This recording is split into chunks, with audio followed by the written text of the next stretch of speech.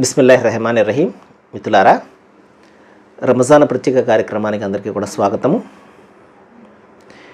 ఈ రోజున మనము ఖురాన్ ఇచ్చే సందేశాన్ని గురించి మనం తెలుసుకోవడానికి ప్రయత్నం చేద్దాము. అంతిమ దైవగ్రంథం ఖురాన్ సర్వమానవాళి కోసము చివరిగా అవతరింపజేయబడినటువంటి గ్రంథము. ఇది మనందరికీ కూడా తెలుసు. ఇది దైవం తన చివరి ప్రవక్త మహాప్రవక్త ముహమ్మద్ సల్లల్లాహు అలైహి వసల్లం వారికి ఇచ్చినటువంటిది. ఏమండి, ఈ సంగతి మనందరికీ కూడా తెలుసు.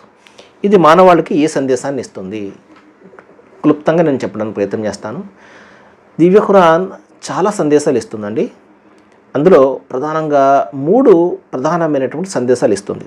అందులో ఒకటి ఏంటంటే, దైవం ఒక్కడే, మానవులందరూ కూడా సమానమే. ఇది ప్రధానంగా ఇచ్చే సందేశం. ఇక రెండో సందేశం ఏంటంటే, మనిషి ఇహపరలోకాల సాఫల్యం కోసము దైవం పంపినటువంటి మార్గనిర్దేశనాన్ని అనుసరించాలి. మూడోది ఏంటంటే, మనిషి ఇక్కడ తాత్కాలికమైనటువంటి జీవితాన్ని పొందాడు. ఈ ప్రపంచమే తాత్కాలికము. అతను చేసే ప్రతి కర్మ లిఖించబడుతుంది. మరణం తర్వాత ఒక తీర్పు దినం అనేది ఉన్నది. దాని తర్వాత మరణానంతర జీవితం ఉన్నది. స్వర్గ నరకాలు ఉన్నాయి. ఈ 3 ప్రధానమైనటువంటి విషయాలను అంతిమ దైవ గ్రంథం దివ్య ఖురాన్ ద్వారా దైవము సృష్టి ప్రభువు మానవాళికి బోధిస్తున్నాడు. సరే, కొంచెం వివరంగా తెలుసుకోవడానికి ప్రయత్నం చేద్దాము. ఒకటి ఏంటంటే, సోదర మహాశిలరా, మానవుని యొక్క ఈ జీవితం గురించి చెప్తున్నాడు. మానవులందరూ సమానమే. ఇది నేను చాలా సందర్భాల్లో చెప్పాను. ఇంకా ఏం చెప్తాడంటే, ఇన్న ఖలకనాకం మిన్ జకరిన్ వ ఉన్సా, మిమ్మల్ని ఒకే స్త్రీ పురుష బీజం నుండి సృష్టించాను. వజఅల్నాకం షుఊబం వ కబాయిల, మిమ్మల్ని జాతులుగా తెగలుగా నేను చేశాను. ఎందుకంటే ఇక్కడ ఒకరినొకరు పరిచయం చేసుకోవాలి. ఒకరి అవసరతలు ఒకరికి ఉంటాయి, ఒకరి అవసరాన్ని ఒకరు తీర్చుకోవాలి. కాబట్టి పరిచయం నిమిత్తము పలానా వాళ్ళు పలానా తెగకు చెందిన వాళ్ళు, పలానా దానికి చెందిన వాళ్ళు అని చెప్పేసి పరిచయం కావడానికి మాత్రమే దైవము కొన్ని జాతులుగా తెగలుగా చేయడం జరిగింది.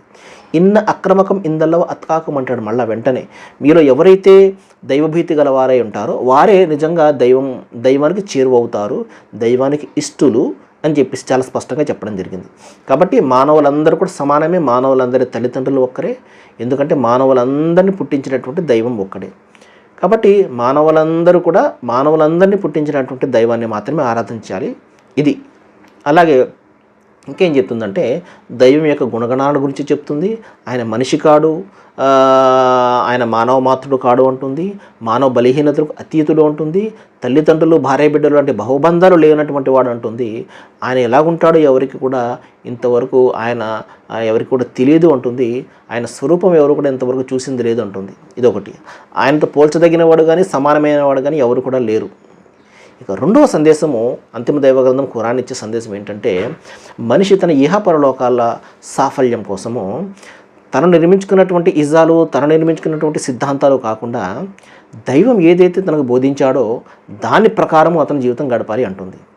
దైవం ఎక్కడ బోధించాడు? ఆయన మనిషి పుట్టిన దగ్గర నుండి కూడా చివరి ప్రవక్త మహాప్రవక్త ముహమ్మద్ సల్లల్లాహు అలైహి వసల్లం వారు వచ్చే వరకు కూడా ప్రతి జాతిలో ప్రతి కాలంలో కూడా తన మార్గనిర్దేశం పంపుతూనే వచ్చాడు. ఏమండి, గ్రంథాలతో పాటు గ్రంథాలను చక్కగా వివరించే ప్రవక్తలను కూడా పంపించడం జరిగింది.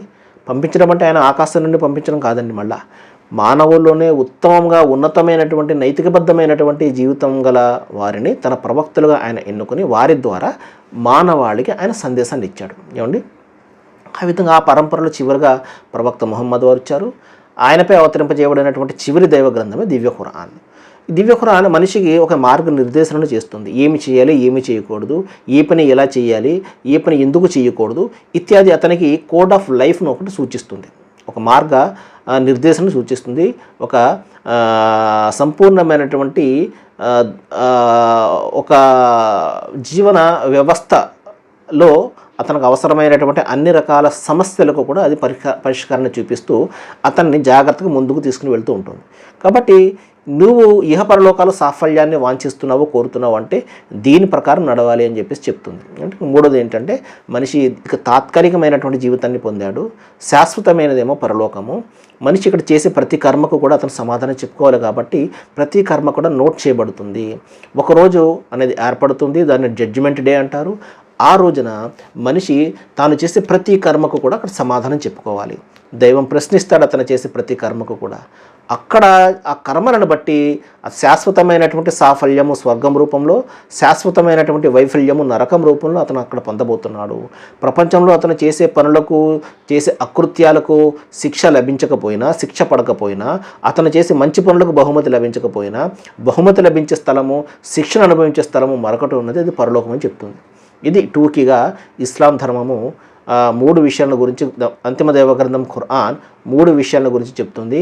మానవులందరూ ఒకటే, మానవులందరినీ పుట్టించినటువంటి దైవం ఒక్కడే, మనిషి ఇహపరలోకాల సాఫల్యం కోసం దైవం పంపినటువంటి మార్గదర్శకత్వాన్ని పొందాలి. ఆ మార్గదర్శకత్వము అంతిమ దైవగ్రంథం ఖురాన్ మరియు అంతిమ ప్రవక్త ముహమ్మద్ సల్లల్లాహు అలైహి వసల్లం వారి రూపంలో ప్రస్తుతం ప్రపంచంలో సంపూర్ణం చేయబడింది. ఇక మూడోది, మనిషి ప్రతి కర్మకు కూడా సమాధానం చెప్పుకోవాలి. తీర్పు దినం అనేది ఒకటి ఉన్నది, అక్కడ శాశ్వతమైనటువంటి ప్రతిఫలం లభిస్తుంది. రండి ఇస్లాంను తెలుసుకుందాము. సర్వేజన సుఖినో భవంతు. Thank you.